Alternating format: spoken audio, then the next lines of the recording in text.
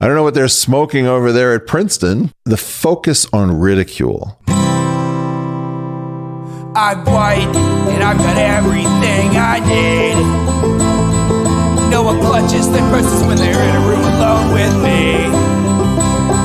And I can drive for any neighborhood I please at any hour, and the police don't do a thing. So if I see a penny on the ground, I leave it alone and fucking flip it. I'm a straight white male in America. I've got everything I need. I'm a guy getting paid more than a girl with a degree. And I can walk down the streets after dark, no one wants to rape me. And I can get a girl pregnant and just as easily flee. Just like my straight white male dad did to me. So if I see a penny on the ground, I leave it alone and fucking flip it. I'm a straight white male in America. I've got all the luck I need. I've got a pile of broken mirrors and I'm walking under ladders and I'm spilling tons of salt, but to me that doesn't matter, cause my skin and my gender and my orientation are the best things to have if you live in this nation. I recommend it highly.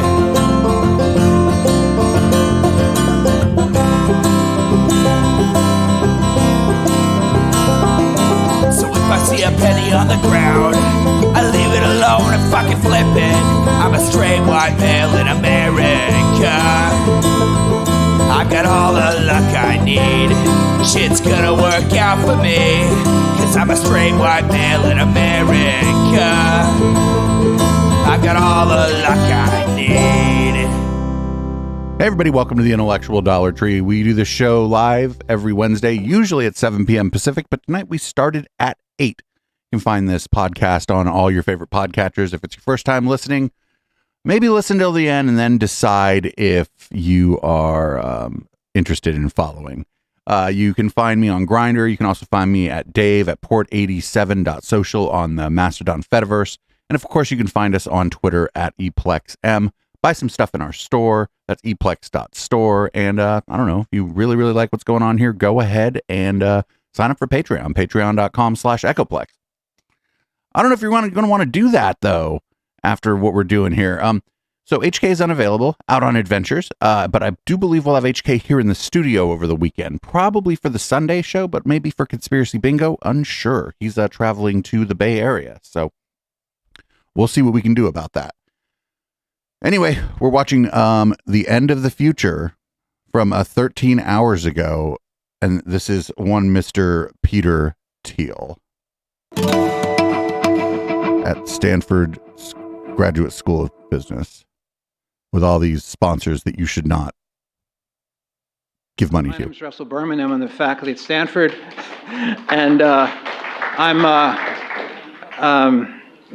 I've been asked to introduce Peter. It's a privilege to introduce Peter Thiel. No, it's not. A privilege, but also a considerable challenge to introduce someone as well known as Peter, a leading entrepreneur with a high public and political profile. He's surely familiar to very many of you. PayPal, Palantir, Facebook, Founders Fund. Suffice it to say that Peter Thiel is one of the leaders of the private sector in the United States today. In another era, one might have said a captain of industry. I wish the academic world would have more dialogue with the private sector. Born in Frankfurt, Germany in 1967, he moved with his family to Ohio, then to South Africa, and then Southwest Africa, and then to California. He graduated valedictorian near here from San Mateo High School in 1985 and proceeded to Stanford, where he majored in philosophy. That was the era of the controversy over the Western culture curriculum, in response to which Peter co-founded the conservative student newspaper, the Stanford Review, which still thrives, and you heard from the current editor, Mimi St. John. Mimi St. John, I'm proud to say, an advisee of mine, has... I'd be remiss also in omitting another aspect of Peter's Stanford trajectory, his encounters with the late René Girard, then a member of the departments of French and Comparative Literature, and draws accounts of religion, competition, and scapegoating. In my sense, my point of view, a big piece of what goes on in cancel culture events has to do with that logic of scapegoating. Add to Peter's profile his attending School of Law, where he received his degree in 1992 before launching his storied career in technology, entrepreneurship, politics, and the public sphere. And shutting down Gawker because he was mad at them. Let me end with a quotation that would frame Peter's work from a student. I've been fortunate to be able to teach several seminars with Peter where we've had to limit enrollment and ask for students to apply for admission. Here's what one student wrote. I can't wait for the opportunity to interact with and learn from Peter Thiel. I admire Mr. Thiel for helping found the modern financial payment system with PayPal and for supporting and inspiring hundreds of entrepreneurs through the Founders Fund and the Thiel Scholarship. As someone interested in deep tech, Palantir has always fascinated me for its use of AI techniques on massive amounts of data. Palantir is terrifying. I admire Mr. Thiel's integrity to stand by his absolutely ideas fucking terrifying. and believe that this course will add unparalleled breadth to my Stanford education. That's the student said, and I'm sure that Peter will not disappoint us in his comments today. Peter Thiel.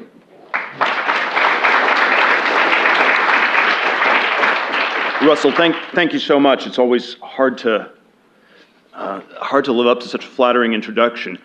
I'm going to try to cover a lot of different, somewhat disjointed ideas today, and then try to make it interactive and make it. You're going to make up a bunch of weird shit about technology like you did in the video we watched last week? The question I always like to start and frame is, what is the antonym of diversity?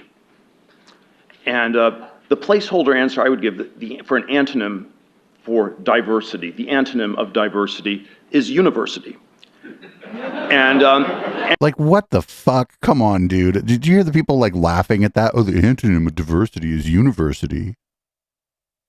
And we should, and you know, and in some ways, what I gather we're trying to come to terms with are all these ways that the university, as a place where we search for truth, where there's a certain amount of freedom, civility, you know, a certain canon, is being threatened by this sort of amorphous thing that's somehow the anti-university.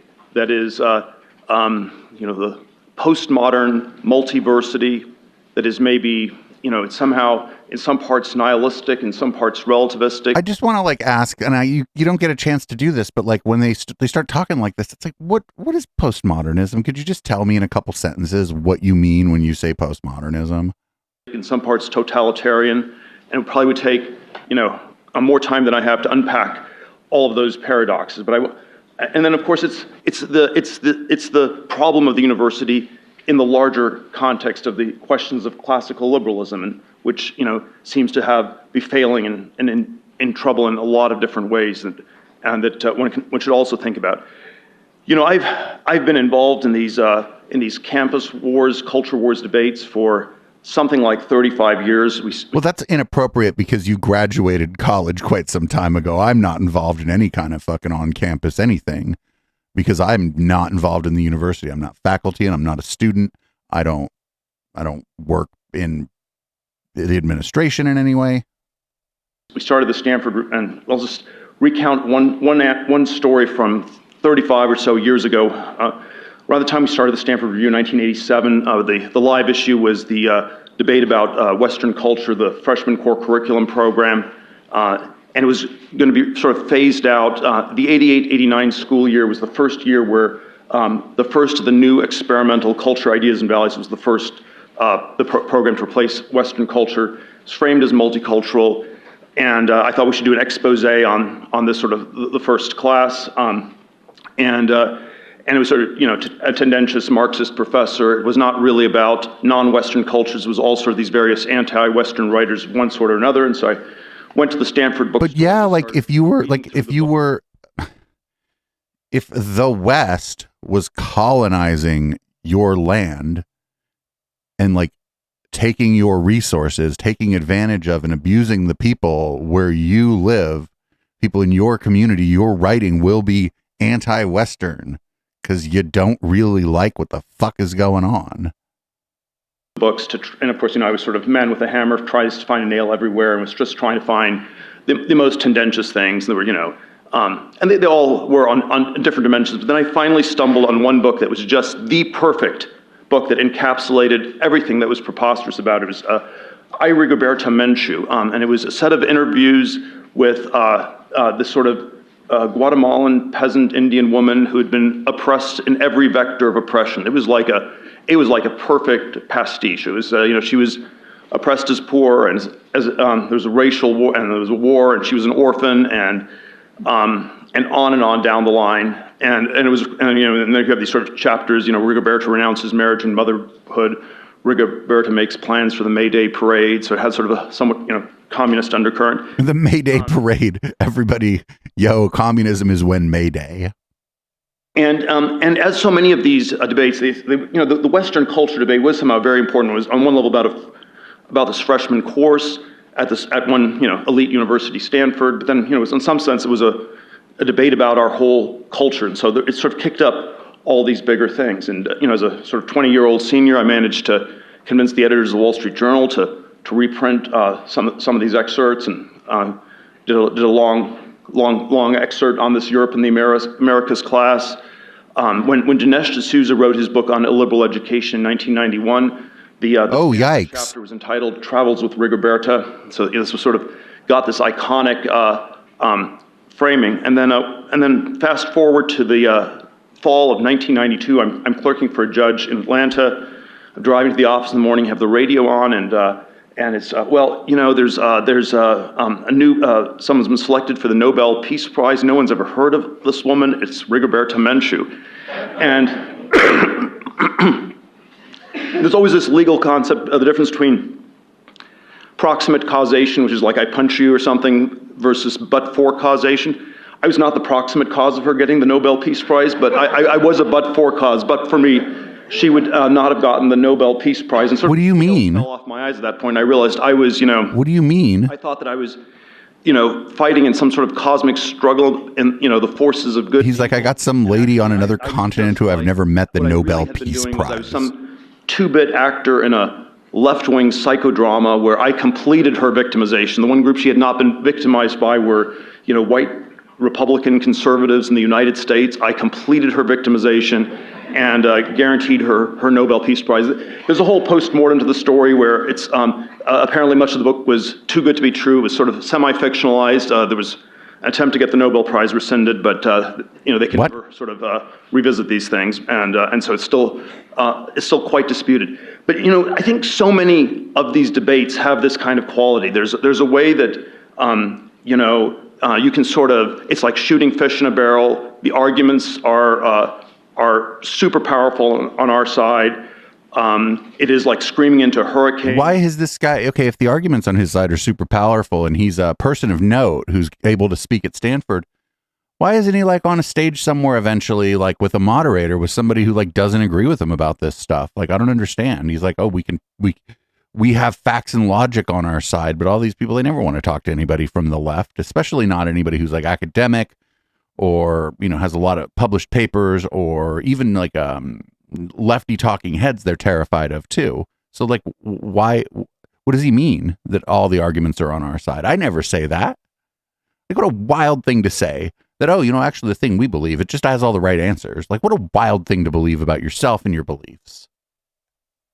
It often does not matter. We have, and there sort of is always this worry that we are somehow, those of us who are conservative, libertarian, classical liberals are just somehow fighting the long defeat, and that's sort of the vibe. Well, yeah, when they say classical liberal, they mean like what was liberal a couple hundred years ago during the Enlightenment. And yeah, time marches on, baby. Like what a liberal believes now is different than what a liberal believed even 50 years ago. Look at things like gay marriage, and even there were probably people who called themselves liberals 50 or 80 years ago who didn't believe in interracial marriage. They're just liberal on other issues. Times change, and by calling yourself a classical liberal, you're just saying I believe in, and I think you're saying you believe in like an outdated version of liberalism. What's going on, and that's fine. But don't act like classical liberals. You're the real liberal. And so I want to, rather than sort of go through a whole set of these sort of semi-pornographic stories, which I could entertain you with. No, don't tell us. Morning long. Don't read any of them books with the Fabio on the cover. That would be the most terrifying. He reads like 80s romance novels. I wanted to try a somewhat different approach, and I think it's always important not to sort of straw man our opponents, not to take the most ridiculous version of it and make fun of it. We should always try to steel man people, to try to understand the argument. Like, I hate this thing too. What do you mean steel? Like, if somebody has a bad argument and you go into the discussion with somebody, maybe they also like have like the premise is bad, but they also have a bad argument. Why would you then feed them back a good argument for the thing they're saying? If you're trying to win in the fucking battle of ideas, why would I just go in and be like, well, a better version of your argument would be this, and I'm going to talk about that? Well, no, because now you've just given that person a better version of their bad argument. Don't do that. as best as they are possible. I wanted to. It's a little bit complicated, but what I want to do is I want to give you the best argument against the best argument against the best argument against the best argument against classical liberalism against. Wait, what? How many layers deep are you there? Universities. And so four steel-manned arguments, and if you counted it, there are four. So if you do, a double negative. Anybody shocked this guy's friends with Eric Weinstein? Positive. A quadruple the way this guy negative, still talks, positive. fuck, man. So the four best arguments add up to a sort of argument for classical liberalism. But we're gonna let me and this is sort of the way I've come to think of. What the real nerve of so many of these debates is, and how we should think about it. Let me start by framing. If you talked during the Western culture debates in the 1980s at Stanford, if you talked to the university president Donald Kennedy, or the senior leadership at Stanford, he's like, I'm going to steel man the argument by going back to 1980.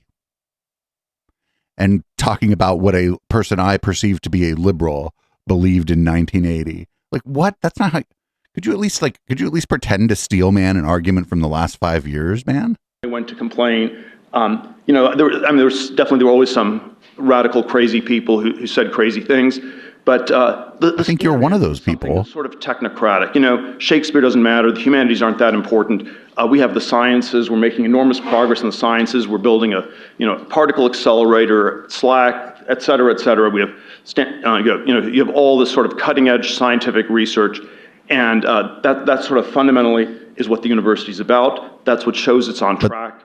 That shows what it is valuable, and there is sort of some way that we have to always ask this question about the sciences and the technologies, how they are doing. And the version of the question that I have come to ask over the last 15 years about is the universal question is about the progress of all these things. How fast are science and technology as a whole? Oh, we watched him on I put it out as a bonus actually on Saturday. We watched him talk about this last week.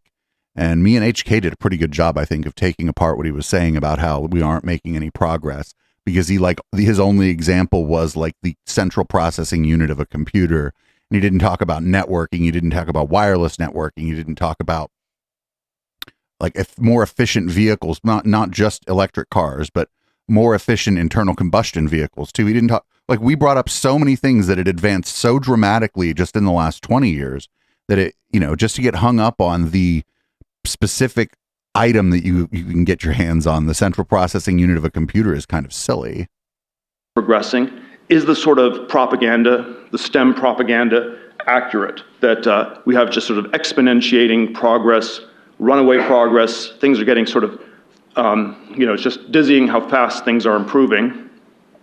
Well, it's dizzy, so that it's not like one bar. It's like a bunch of different bars. Like, their technology and science aren't one thing.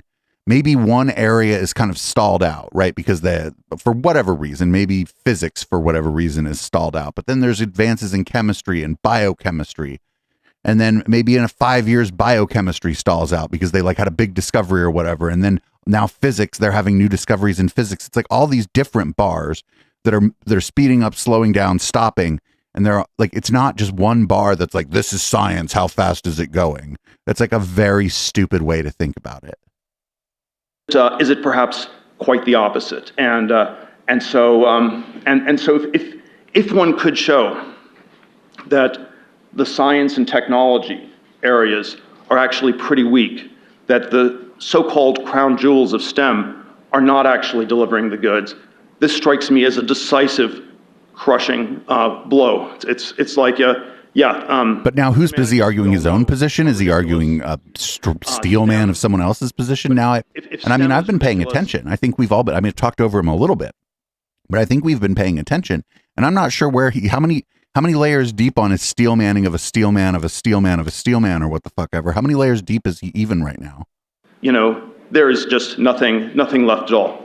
And this is the idea that I've explored in sort of a variety of formats over the last 15 years. There's sort of a, it's very, let me say, it is very hard to evaluate this stuff in general, because one of the other problems of the postmodern university is that it's extremely compartmentalized, it's extremely specialized, and you're supposed to only be able to comment on these things after half a lifetime of study. No, you're not. Like I talk about things outside of any academic study I've ever done. It's just like knowing when to defer to other experts is important, actually. Ever narrower sets of guardians guarding themselves, to use the sort of corrupt Platonic metaphor. So you have the string theory people telling us how wonderful string theory people are and how everybody else just has bad math genes and can't talk about it. We have the cancer researchers promising us. I think most people who are studying string theory don't talk about other people that way. I don't think you get very far in any organization if you're just like, oh, everybody's an idiot because they're not a string theorist. This is that crap Eric Weinstein talks about when he talks about his own theory of everything. And he's like, oh, the string theory people are there. They just think they have all the answers because they don't believe what I'm telling them. And it's like, well, I'm not even a physicist, and I don't believe that Eric unified physics on the back of a napkin in his spare time all by himself while he was also working for Peter Thiel's capital fucking venture. Get out of here. Cure cancer in 5 years, which they've been doing for the last 50.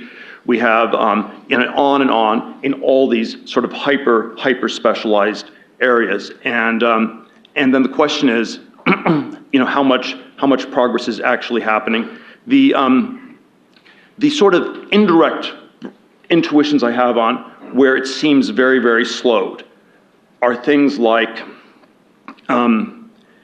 if you look at things like the economy, the standards of living among younger people, the younger generation doesn't seem to be doing better than their parents. But that isn't a problem of how many fucking transistors you can fit on a processor. This isn't a science and technology problem.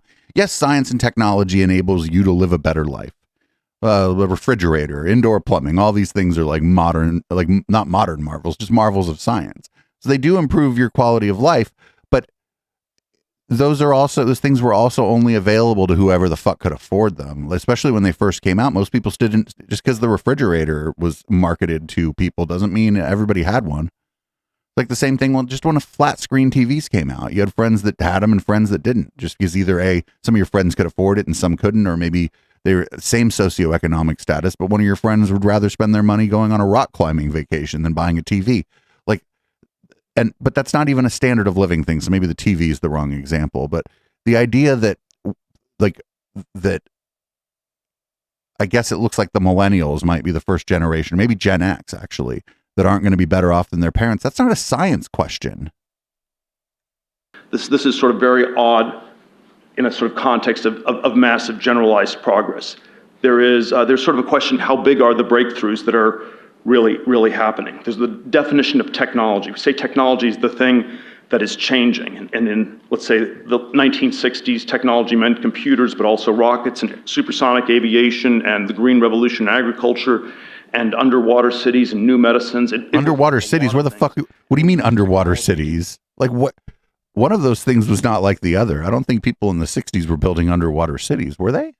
Today, it just means information technology. And I think that's kind of a tell that we have a narrow cone of progress around the world of bits, computers, internet, mobile internet.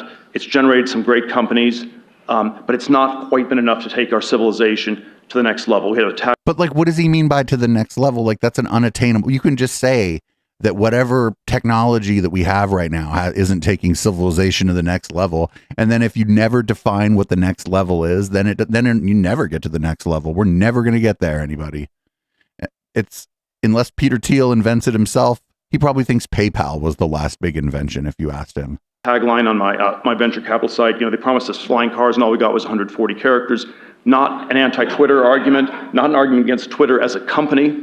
It can work as a company. It can work, 8,000 people. I think it's going to be about. But it was science and technology and engineering people who decided that giving everybody a flying car would be a disaster, right? Would be a disaster. Somebody's car malfunctions over my house, and then now the car is in my house via the roof. Flying cars are actually a terrible idea. Half after Elon's done today, but even those 4,000 people can still just go to the office and smoke pot all day and earn decent paychecks. So it works on that level. It doesn't quite work on a level. Were 4,000 people sitting at the Twitter office just smoking weed all day? That sounds pretty based. I don't think that they were, but that sounds incredibly based. Of taking our civilization to the next level. I think that these things were not that obvious in the past. When I was at Stanford in '89, in retrospect, the only subject matter you were supposed to study was computer science. That's what really worked. It wasn't even an engineering field. It was sort of I always think whenever he's just wrong. There was software engineering in 1989. Because he like some of the weirdos he was hanging around with probably were like, oh, the only thing that's worthwhile to do is computer science. That's what he thought everybody thought. And that's stupid. Quotes. This is like supposed to be one of the smartest people in the world. And so far, like the things that he's said are true or kind of obvious. And the claims that he's made that are not obvious, they seem stupid. Sort of like that. It's for the people who are not very good at electrical engineering and they sort of flunked out into computer science, even though that turned out to be the one thing that worked. All the engineering fields did not work. I think electrical engineering sort of worked for maybe another decade after I was class of '89. Electrical engineering sort of worked for another decade after '89. So in 1999, electrical engineering just stopped doing amazing things. Like think of like just what kind of graphics card you could have gotten for your computer in 1989. And now think about what kind of graphics card you can get. There's a lot of electrical engineering that goes into making a graphics card. Or a car. Think about the electronics in your car now versus like 1989. Certainly mechanical engineering, chemical or 1999. Dad did. All of these were terrible things. We lived in a world where there was nothing you could do in the world of atoms. By the 80s, it was already clear you should not go into nuclear engineering, aeroastroengineering, and we are just not allowed to do stuff in the world of atoms. It is massively slowed. And I think this is sort of one kind of a framing I would give, that we've had this incredible stagnation for the last 50 years, and then we have unbelievable amounts of propaganda that this is not true. And that, but I just reject the notion that the technology as an idea or as a field of study or as an endeavor has stalled in the last 50 years. If somebody went to sleep 50 years ago and then woke up tomorrow morning, they would be terrified, right? The world would not make sense to them at all. I'll do one other sort of thought experiment on, why the question of technological progress, however hard it might be, can't be avoided. Because, and I'll do this one more as a thought experiment. If you want to sort of solve our macroeconomic problems in the United States, you could solve every problem in our society if you got to 4% GDP growth. You'd grow your way out of the deficits. Wait, what? You'd have enough growth for everybody to do better. And how do you get to 4% GDP growth? Well, you could do something like one version would be you could get rid of all the environmental rules, all the immigration. Whoa! You could get rid of all these rules where you would never get elected. And you probably have too much cancerous growth, but there's certain ways you could do it politically. Wait a minute, getting rid of all the environmental rules and the immigration regulation, you end up with cancerous growth. I don't think he's implying that the cancerous growth comes from getting rid of all the environmental regulations. I think he might be, maybe saying that the cancerous growth comes from that other thing he mentioned. Just a guess, though. Feasible. And the other way, I'll sort of do this as a thought experiment, would be you appoint a commission on accelerating technological change. And but what the fuck is your venture capital firm then, if not a commission on accelerating technological change? I'm not talking about Thiel Capital, his little boutique firm. I'm talking about Founders Fund, the big one. What is his field of endeavor, if not a giant sort of think tank or whatever about trying to accelerate the progress of technology via investing in business? It would try to measure how fast the technological change has been happening. You'd have some crazy techno-utopian person, probably from Silicon Valley. You put them on the commission. Why? And they would come back what are they? Why would some crazy techno-utopian person, his words, not mine, why would they be on a commission to try to get exactly 4% GDP growth? Like, come on, what the fuck? What the fuck is this guy talking about? the result that, it looked like we had 2% growth and 2% inflation, but really we have 4% growth and 0% inflation because the qualitative technological improvements are greater than they look. What? And if you could just lie about technological progress, you could save trillions and trillions of dollars. I don't go into all the details. This is basically what happened under the Clinton administration in the 1990s with the Bostrom Commission. No, wait a minute. No. Under the Clinton administration in the 1990s was actually the last time that technology kind of took off, and it brought the working class with them. Not the entire way. The working class was like being decimated by all the manufacturing jobs going overseas, but in the places where there was this tech boom, the Bay Area, Los Angeles, New York to some extent, even Austin, Texas at that time to some extent, Atlanta, Georgia was a big tech hub. It actually brought the working class with it to some extent. Not like now. Hedonic adjustments, and that was a key thing to balancing the budget. As a libertarian, I'm actually quite sympathetic to this because I want the welfare state to be dialed back. And so if you exaggerate technological at least the bubble took some working class people up with it. I don't like when the bubble popped. When the bubble popped, it's not like the electricians who wired up all the buildings to here in Silicon Valley mostly along North First Street. Actually, it's not like they lost all their money; they already got paid, right? So it didn't take out the the small amount of wealth that was made for the working class. It was harder for them to find jobs after that, but at least it didn't take them out. What happened after that with what we call Web 2.0, it just didn't bring anybody with them, right? It did not bring the working class with them at all because nothing needed to be built, nothing physical needed to be built. All the lines were laid, all the buildings were already there. And I think we should try to figure out the truth of these things, and probably if we say that the flatness of the new iPhone is such a large hedonic adjustment that grandma should be happy to eat cat food, there's probably something about that that's wrong. Probably something about that that's wrong. But also in his analysis of tech in the last 50 years, he just leaves the iPhone, or we'll call it a computer phone. That's a better way to talk about them, right? They're like miniature computers that happen to have a phone in them. He just leaves that out of his assessment about how quickly technology is moving around. Think about showing somebody from 50 years ago a modern phone that you have in your pocket. I don't even have a new phone. I have a Galaxy S9. It would blow the mind of somebody from 50 years ago. They're like, what do you mean you just have a thing in your pocket and you can find the answer to questions?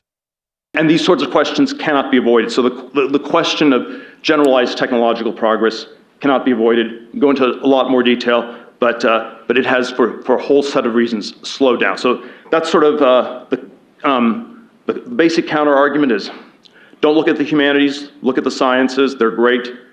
The counter argument, they're maybe as defective or more so than the humanities. Humanities we can sort of evaluate. You can evaluate Rigobert Temenchu. You can't evaluate string theory. And so it's sort of, I don't know, the government analogies, it's like, do you think the DMV or the CIA are better run? And it's obviously the DMV is better run since people can see what they're doing. No, this guy doesn't know that the point of the CIA is that they're literally their job is obfuscation, not just against like other governments or other intelligence gathering operatives, but I'd suggest against you and me. Their job is obfuscation. It's just, that's what they're doing. It's their job. And that's probably the political intuition we should have about the sciences versus the humanities. The polemical version of it that I had once was that I think that it's better for undergraduates to major in the humanities rather than the sciences. Let's set computer science aside as the one thing that sort of works, but everything else. The one thing that I've built my wealth on actually works. The rest of it doesn't work at all. No, you're not going to get a job. You'll be unemployable. Whereas in the sciences, you have people who are so deluded as to believe they will be taken care of by the natural goodness of the universe, and it is just Malthusian competition. Nature bared red in tooth and claw. 10 grad students in the chemistry lab fighting each other for Bunsen burners and beakers, and if one person says one wrong word, they get thrown off the overcrowded bus, and it's a relief. What are you talking about? What is he talking about now? Now, the question people always ask me is why? Why did this stagnation?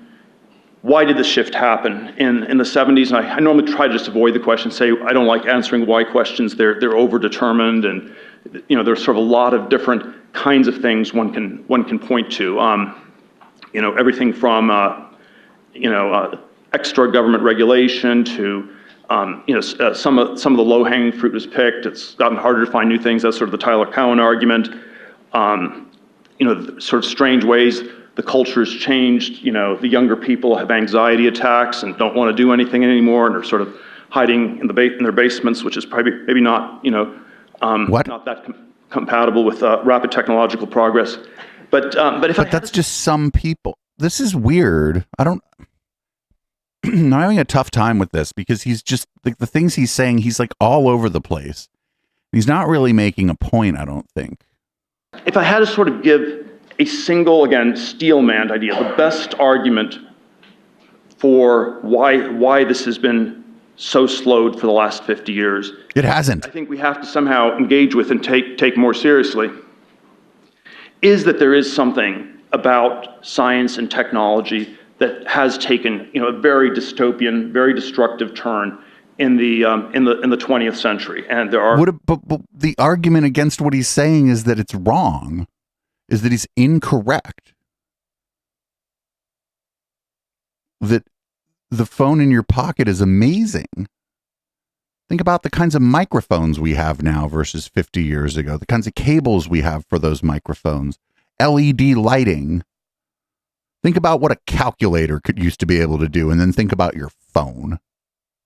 Think about what a phone you could get for $150 on eBay does, and then think one of them weird graphing calculators you might have had to use if you're of a certain age was also around $150 in that time's money. It is not. We're not in the 18th century, 19th century, rationalist Enlightenment age where it seems to be simply making everything better in every way all the time. Already the two world wars. Certainly the nuclear weapons, on some level suggested that the sort of, the sort of rhetoric of Rousseau or Voltaire about the natural goodness of man was starting to run, a little bit thin by the 50s and 60s. And but by the 50s before the 50s and 60s, there were no cynics. There were no people who didn't believe that in this goodness of man. You'd probably find people in Voltaire's day who were like, I don't know about that.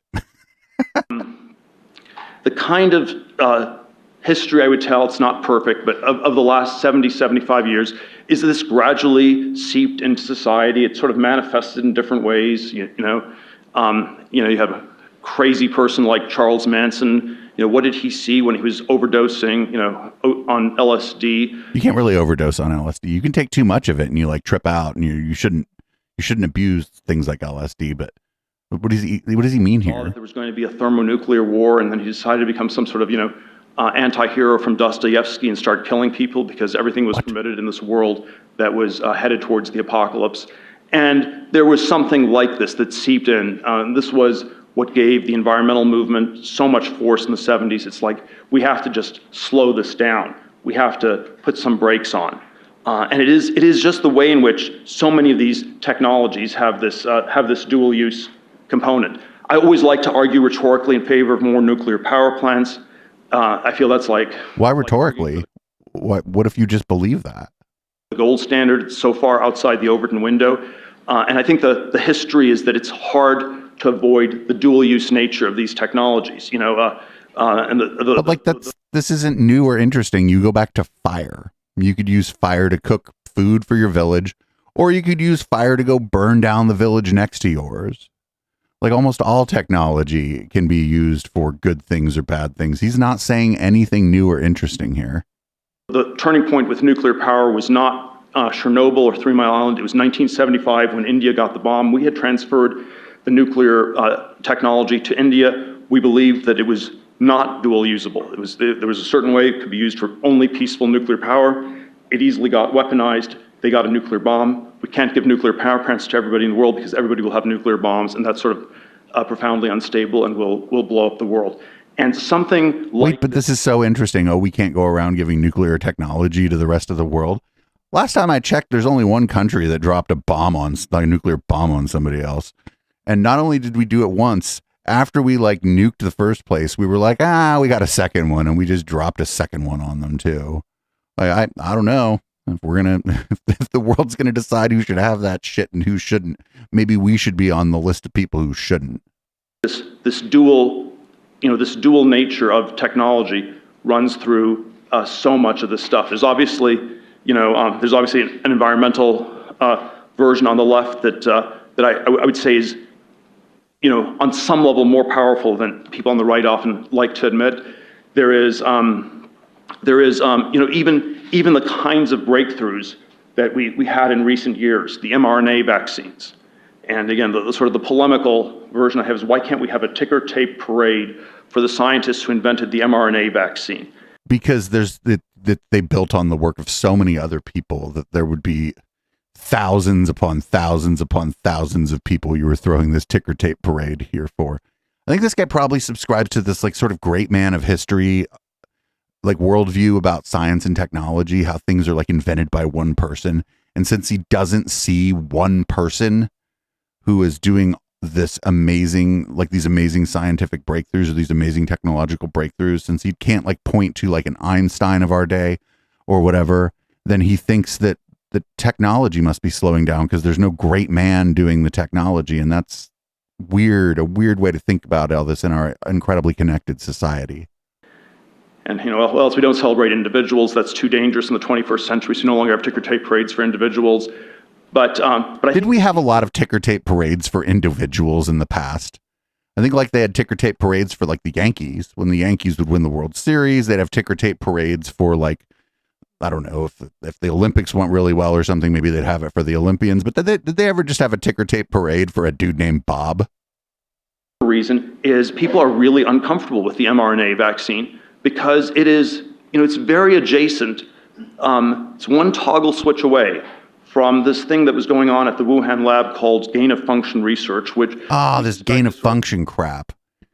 This guy probably doesn't know anything about it. An Orwellian word for a bioweapons program. And then this is... And so it's, again, there are these things that, could potentially be big breakthroughs. So many of them are adjacent to something that is quite dystopian. I used to love science fiction. It is, and I think it would be sort of an interesting survey course that one could do on trying to understand why it is all so drably dystopian at this point. I mean, there's still, maybe you can do the retro Star Trek stuff from the 60s, but anything that's been published in the last 40 years, it just sort of shows this futuristic world where nothing works.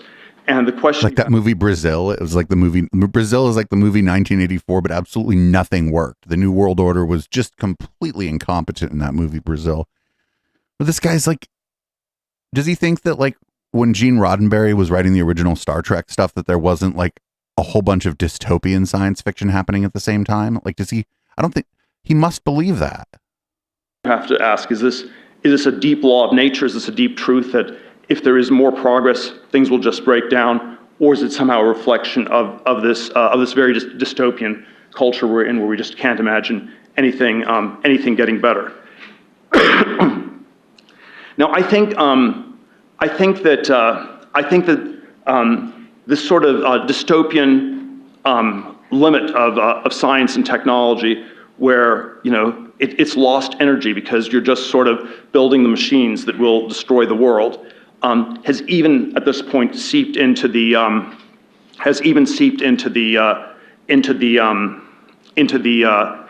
computer world, where the futuristic technology on the computer side is AI, AGI, artificial general intelligence. I always hate the word because it's sort of this catch-all word that can mean everything and therefore nothing. But I was involved peripherally with some of these sort of East Bay rationalist, futuristic groups. There was one called the Singularity Institute in the 2000s, and the sort of the self-understanding was, building an AGI, it's going to be the most important technology in the history of the world. We better make sure it's friendly to human beings, and we're going to work on making sure that it's friendly. And then, the vibe sort of got a little bit stranger, and I think it was around 2015. No, that's just called ethics. There's like the study of the study of ethics of technology. That's not strange or weird. Realized that they weren't really.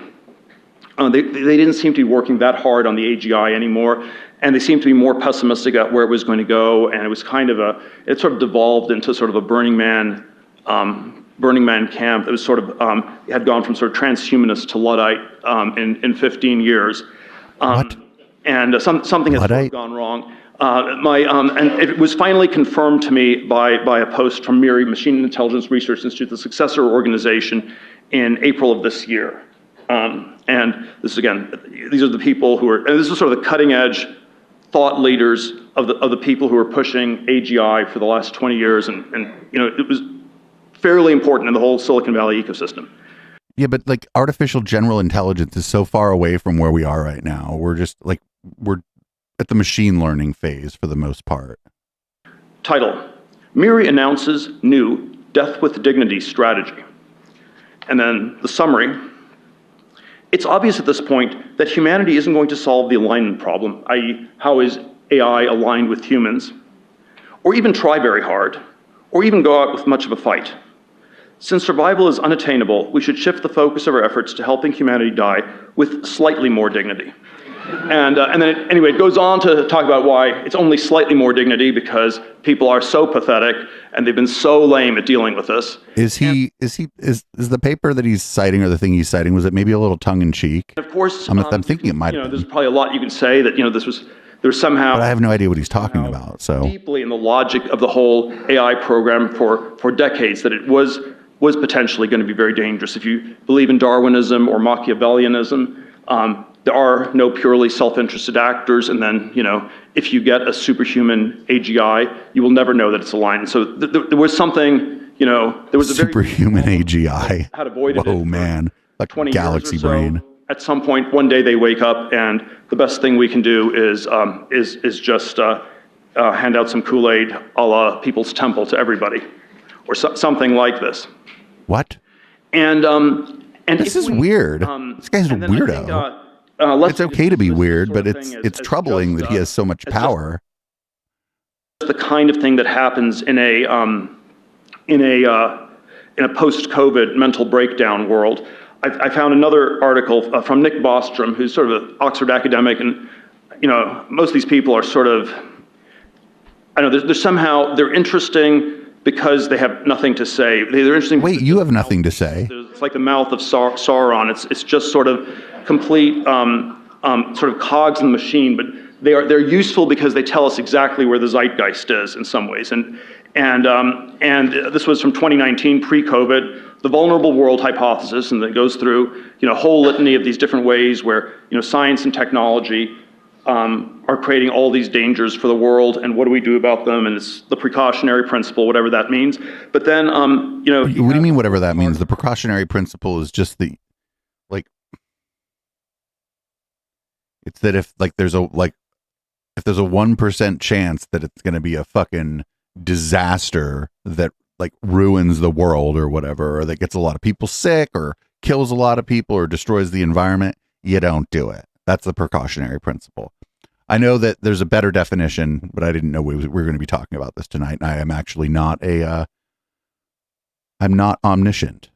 Program for achieving stabilization, and I will just read off the 4 things you need to do to make our world less vulnerable and achieve stabilization in this sort of, we have this exponentiating technology where maybe it's not progressing that quickly, but still progressing quickly enough. There are a lot of dangerous corner cases. You only need to do these 4 things to stabilize the world. Number 1, restrict technological development. Number 2, ensure that there does not exist a large population of actors representing a wide and recognizably human distribution of motives. So that sounds like somewhat incompatible with the DEI, at least in the Okay, well, but form. This is just one thing you read in 2019 number 3, by some Oxford establish person. Extremely effective Oxford. preventive policing. And number 4, establish effective global governance, since you can't let, the New World Order. This person is an internationalist, I would say. And so it is basic, and this is the zeitgeist on the other side. It is. Wait, no, but it's just what one person wrote, and I think that some of it, as you have just described it, it's stupid. Especially the don't let there be a bunch of people who have a bunch of different opinions thing. That's stupid. How do you do that? For another century on this planet, and therefore, we need to embrace a one world totalitarian state right now. He said global governance, not one world totalitarian state. This is how he steelmans his arguments against his position. The thing he said was that the person thought there should be some global governance. I'm not for a global government. I think it would just exacerbate the problems of the governments that we have now. But the people who do think that global governance would be good aren't just like, hey, we should do a global totalitarian state like the conspiracy theorists think. Come on. So third and fourth counter arguments. Just to repeat, the first counter argument is science is great. It's solving everything. Don't even pay attention to the humanities. Counter argument, no, it's not. Third, what is that? The counter argument? Well, science is too dangerous. We have to slow it down. So it's good that it's not so great. We're slowing it down. We need to slow it down even more. And then the counter argument, and this is where I would return to classical liberalism. All the things are bad. There are no good things. However dangerous. We could summarize this talk with that. And technology are. It seems to me that totalitarianism is far more dangerous, and that right, but nobody's calling even a totalitarian generally doesn't, like a totalitarian leader of a country generally thinks they're a leader of the people, right? Because they drank their own fucking Kool-Aid and they're smelling their own farts and they think they're doing what's in the interest of their society. They're probably not, like, if with that heavy amount of control, but nobody's like let's do a totalitarianism. Except maybe Peter Thiel. Whatever the dangers are in the future, we need to never underestimate the danger of one world totalitarian state. Once you get that, hard to see what it ends. There's always there's always sort of the frame where I think it's in 1 Thessalonians 5, chapter 3, the political slogan of the Antichrist. Wait, what? Peace and safety. And I think the political slogan of the Antichrist is in the Bible. I don't know about that. I'm not a Bible scholar, but I don't know about that. What the fuck is he talking about? And you get it when you have sort of a homogenized one world totalitarian state. And what I want to suggest in closing is perhaps we would. Is he going to take questions? That's going to be great. Be a little bit more scared of the Antichrist and a little bit less scared of Armageddon. Thank you very much. Whoa, look at that. Look at the talk he was giving to the students. Look at all the students in the audience. Also, is he just in the cafeteria? Look at all the students. Let's count the students. One. Found one.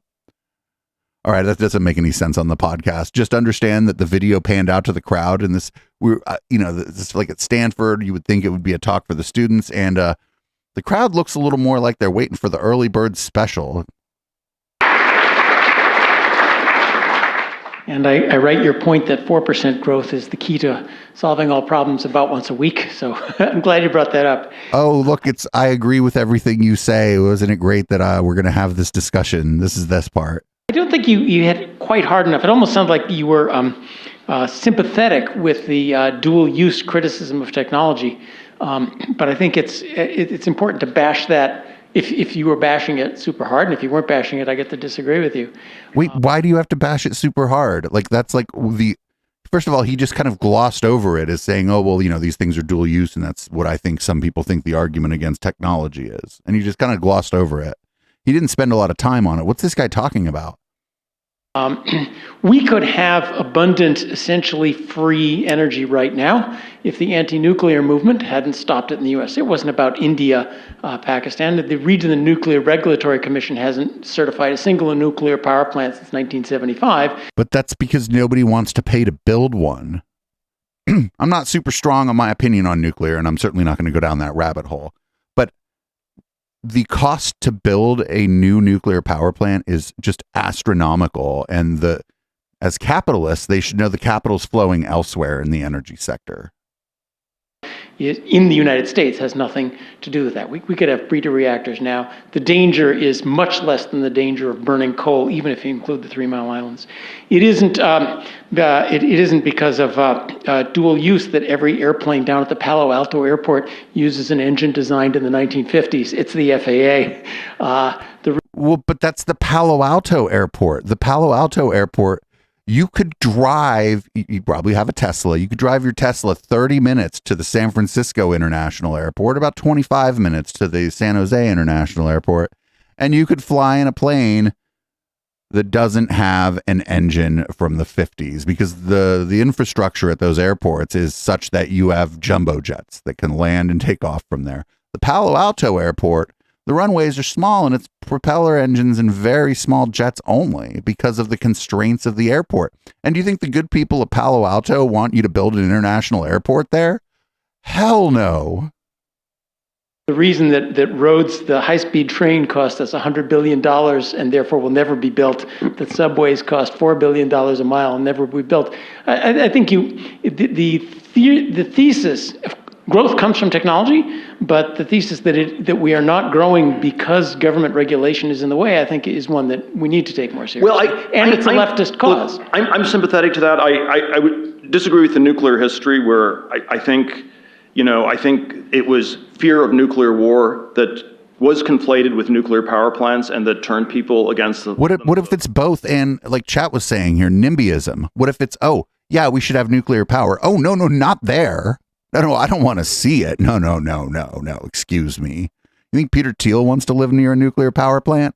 Hell no. You think that dude that just asked that question once won in the Palo Alto Hills? Nope. You probably can't put it in the hills anyway. You need water, but. We could spend a long time going through that history. I agree with you on all the micro-regulatory stuff. The regulations are stupid. I'd get rid of them. I'd want to roll them back. Would this guy want to live in a house that wasn't built up to code? And then at the same time, there is this cultural backdrop where, there are some things that have gone wrong. We had, thalidomide, that empowered the FDA to become far more draconian. I think the FDA, overreacted to the thalidomide disaster. But there's something in our society where some of these risks, were able to be weaponized in a very drastic way. And I think this is where the simple, naive libertarian arguments, they just never carry the day. Even though, yeah, if I could do it in every single instance, I'd push a button and deregulate. But why would you do that? But wait, no. Why would you do that? I thought he was saying a little while ago that he didn't like totalitarianism. If he could all of a sudden just be like the king of the world or whatever, and he just removed regulations because he thought that personally thought they were stupid, that's totalitarianism. Working, and the nuclear power thing is a striking one, where it's obvious we should be doing this. And it's been completely stuck for 45 years. It's not like it's a little bit outside the Overton window. It's way, way, way outside the Overton window.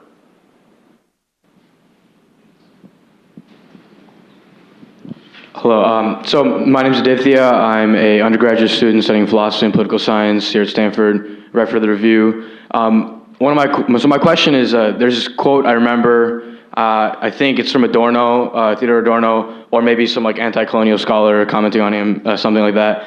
It goes, the only way to gain progress is to stop talking about it. And his argument, essentially, if I recall correctly, is that the more we talk about progress, the more it gives leeway to sort of totalitarian, colonialist structures, imperialist structures that allow you to oppress people who are behind, right? It's like the West is better or more farther in progress than the East or something like that. If we sort of invert that argument, it seems like this is a statement. This is a quest statement, right? This guy's not asking a question. This guy's going up there to be like, I get to make a statement at a place that Peter Thiel is at. Of progress in many ways motivates the DEI officers to progress by, perhaps expanding access of education to minorities. We're learning new things about equity and fair, freedom, and equal, all these values which we didn't have before. Therefore, we should impose them on the sort of loser reactionaries who are convening at a conference, talk about academic freedom. So basically, my question is, why not adopt this sort of motto of we will continue to progress and pursue progress, but we frame it all in a language of return. The same way sort of a lot of, I think, religious reactionaries like myself and others on the Stanford are trying to do. So we still want Wait, progress, you just called yourself a religious reactionary? We don't sound like we do. I'm somewhat confused by... I mean, Peter, your speech was quite disjointed and all over the place. So like, you're gonna have to like give a homie a little bit of leeway there. You're gonna have to give our friend a little leeway there to be a little bit word salady after the speech you just gave. Exactly what that means, but I would agree with you that there's something about progress that's been hijacked. We still have people who call themselves progressives. It's much less clear how you quantify what they are progressing on, and then if we frame it in terms of but that's fine. There's also like a kind of house music called progressive house. How do we define what it's progressing on? Like what do you mean? Technology, per capita GDP. Words have like multiple meanings, Peter. To quantify these things. It seems like we're not actually that progressive on on a lot of dimensions. And I think one way, I know this is sort of just a narrow political framing, but one way to describe the decline away from progress that, which I think still had this more general sense of not just a political word, but also a science word and also a societal word in the 1930s, 1950s, 60s, to today, is the way that we have, instead of using the word progress, we use the word change. And the Obama 2008 campaign, the initial slogan was hope and change, which was, and then they changed. Pretty good marketing after what the fuck happened right before Barack Obama, like. Campaign to the change we need, which if you think about it is the exact opposite of the first one. The first one was as much change as possible. The second one was as little change as is absolutely necessary. And it was because the word change poll tested very badly because people sensed that when you talk about change, you're not talking about progress. And in fact, most of the time, you talk about change when it's non-progressive change, i.e. it is regressive and it's change for the worse. And so, so I think it is all very paradoxical. I don't think we can, I don't think we can simply go back to the past. I don't think we should completely, I think we should try to reclaim this question of progress. We should be asking, where's the growth? How will the next generation do better than the current ones in any of a number of different dimensions of what counts as better? But by no means should the government be in the business of providing the circumstances under which the next generation can be better than the current one. Everybody just needs to get rich. Come on, man. And I think the fact that the left no longer believes in these things means there should be some opening to reclaim this ground. But which ground? Simply going back to the past can't work, because then we're just going to cycle and repeat. I mean, there has to have been something that didn't quite work with classical liberalism. Even if there was a golden age of classical liberalism in the past, we end up here today. This is always the golden age was classical liberalism if you looked like Peter Thiel. But the other thing is, like, during the time he's talking about that, he's like, it was the golden age. He is a gay man, wouldn't have had such a great existence if he was like open, or if somebody found out about it. Wouldn't have been great for Peter Thiel. Not at all. This is too polemical, but it's sort of like, in the 80s when I was at Stanford, you saw these Marxist professors, and the sort of line was, true Yes, the 80s, the golden age of Marxist professors. What are you talking about? Said, and I often wonder that if someone calls themselves a liberal, classical liberal today, are they like a Marxist professor from 1985, where true liberalism has never been tried? I think it's tried. It hasn't quite worked. We have to be a little bit critical of it to figure out where it went wrong, and then how to progress into something that combines the best elements of classical liberalism with something else for the future. So the person's question didn't make sense, and then Peter Thiel just like word saladed about some weird shit.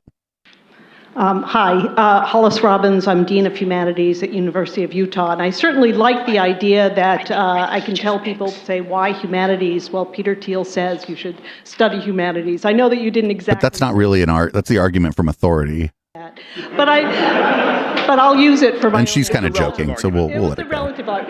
But I'm interested in listening to you, trying to figure out the admixture of optimism and pessimism. Because on the one hand, the past isn't enough, but we should study it. On the other hand, we have to be looking toward the future, but can't be too optimistic, and we have to be realistic. So I suppose I want to ask just a simple question, especially in the midst of this discussion that is up to this point been very pessimistic. Is what does success look like? Well, I always dislike that question a lot. I tend to think. Instead, why don't you just I dislike that question a lot, and that's a joke. Like, I know what he means to say he doesn't have the answer, but he's trying to he's trying to be cute about it.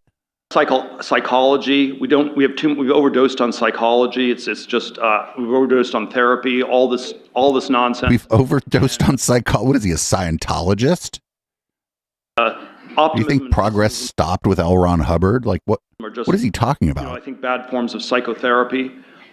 They are they are in some sense at the extreme limit case. They're the same thing. Extreme optimism. It's like, okay, you just need to sit back and watch the movie of the future unfold and eat some popcorn. You don't need to do anything. The singularity is near. It's that Ray Kurzweil type thing. But most of us are just kind of sitting back and enjoying the show because we don't have the kind of influence to pull on the levers of power as individuals, and people aren't that great at organizing either, especially here in America.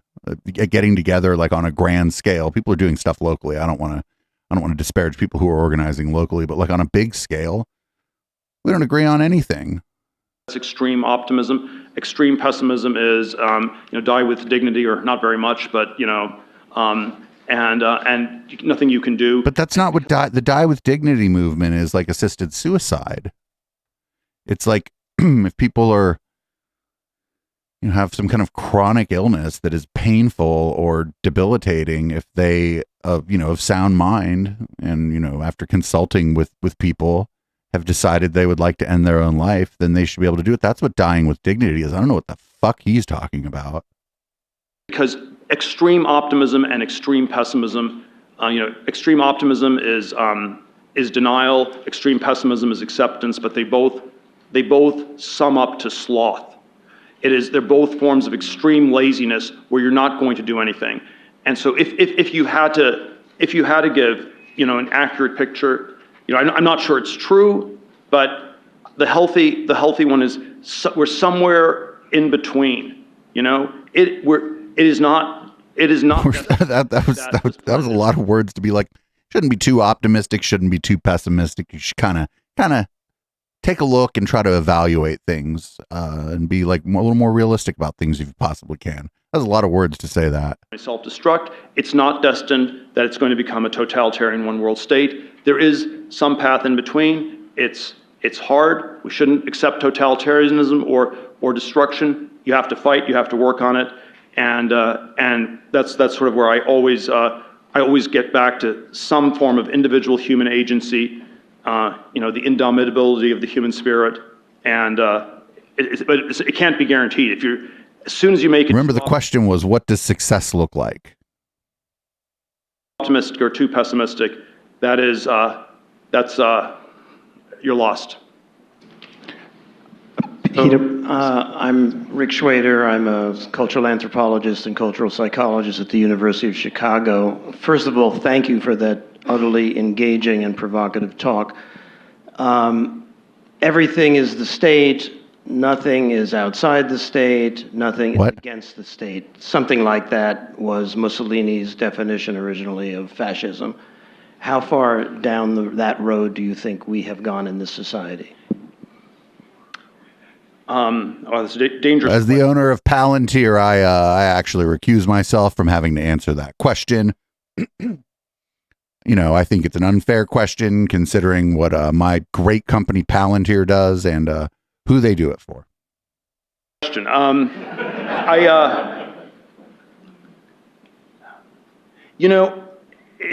never know how to think about that. I think it's way further than I would like. On the other hand, we can have conferences like this. We can talk about things. There are a lot of things you get in trouble for, but you can still talk about them in small groups, anonymously. There are parts of the internet that have been taken over by the state, but the internet still is in some ways more. The internet is a creation of the state. It was 20 years ago. So I don't know. I think it's uncomfortably. There's sort of uncomfortable elements that are that way. There's an uncomfortable entanglement that the U.S. has with China, where where they build all of our stuff. The danger is always, you have to choose your enemies well because you will soon become just like them. And are we going to copy the kind of surveillance, totalitarian AI that China has and impose that? Guys, like those horrific labor conditions that we that are in China that allow us to have cheap electronics or lower cost electronics. We should actually just have those here so that we don't get entangled with China. And I mean, that's not what he's saying, but like you end up there eventually. And I don't think it's good that the people in China have bad labor conditions. But, I certainly don't want it happening to my friends and family here in the United States. So it's weird. Like, what's he talking about? Like our weird relationship with China, or what? I forget what the wording he was using. It was just like, yeah, they build our stuff. So there are sort of, I think there are, in all sorts of ways where I think it's been pushed too far, but it's still, I don't know. I'd still much rather live in the U.S. than China. So all these ways we shouldn't be too extreme on it. Peter Blair from Harvard and Hoover. Peter, when you opened the talk, you said that the antonym of diversity is the university. And one of the things that I've been thinking about during my time at Hoover is the ability of universities to cultivate human potential. For the past 12 years, through the Thiel Fellows program, you've encouraged people to drop out of the university. What are some of the lessons that you've learned through the Thiel Fellows program about how to cultivate human potential, especially given that, in a sense, like the Thiel Fellows program is operating as kind of like the antonym to the university for the cultivation of human potential? Well, I'm always hesitant to do too much of a pitch for these various programs. It was in some sense it was a very narrow program. It was 20 students a year. We've done about 10 classes at this point. A little bit over 200 people. It's been very uneven, but even the median I think has been quite successful. I think about a quarter. They can always go back to college, so we never say it's dropout because the colleges always want to have a high graduation rate, and so if you stop out, we always use the word stop out. If you stop out, you can always still come back 10 years later because the universities are so corrupt. They're just trying to rig all their numbers. Wait, you quit the university and you come back 10 years later, and that's because the university is corrupt? What if they're just like, yeah, you can come back and finish your degree. That's what they're there for. That's not corrupt. What the fuck? How is that corrupt? That sounds like a cool thing they do. Like if you were accepted and you had to quit, like financial reasons, or maybe you got married and maybe, you just quit for whatever reason because you had to go to work, because you had a kid or whatever. Then you go back. How is he even describing corruption there? And so, and it's, there's one sense in which it was a very narrow program, and what should be so shocking about it that you could have 20 people a year in the U.S. who could do better than going to a university, or in the world, but it's mostly Wait, what? U.S. program. But then it obviously triggered all these larger debates about our general society where there's sort of too much of the tracks are just not going anywhere, and even though I can't accept that many people in our program, haven't figured out how to scale it.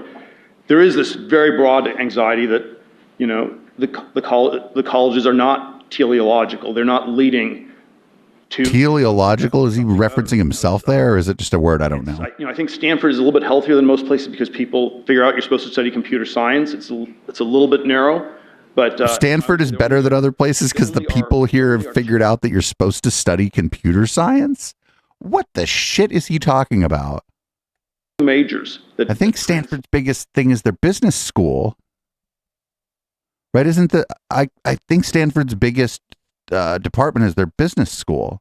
Late into reasonably well-paying jobs outside the universities, computer science and petroleum engineering, so there's some way that even on the elite university level, there's some way this whole elite formation thing has badly broken down. It's not all the university's fault. But I wonder whether the sort of extreme egalitarianism of elite universities is a kind of defense mechanism to avoid dealing with the ways in which they're betraying their students. And so if you tell your students, check your privilege, you shouldn't expect to do more than the average person, that's a way for the university... Is that what they're saying, that you shouldn't expect to do more than the average person? To absolve itself of the responsibility to see that its students become, the leading members of our society. So egalitarianism is sort of the excuse for a failed elitism. Well, wait, a failed elitism? Thanks. All right, well, that's the last Peter Thiel video we're going to watch for a while. I just think he's wrong. I think he doesn't, when he's like, oh, the argument against this is this, and it's never that he's just wrong. Like, especially when he talks about the progress of technology, I just think he's wrong.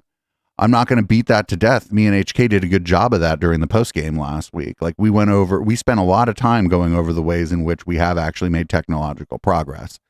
But every time he's like, here's the argument against me. It's like some one random paper that he read in 2019 was one of his examples, or some philosopher in the fucking 17th century said some shit, and it's like, what are you talking about?